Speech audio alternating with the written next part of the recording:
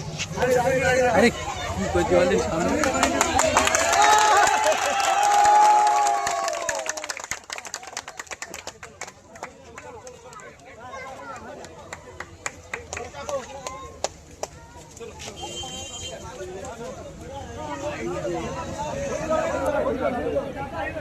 एक मिनट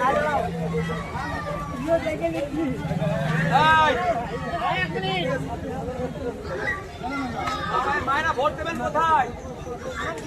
জোরে বলেন এবারে যখন ভোট দিতে যাবে দুটো ইভিএম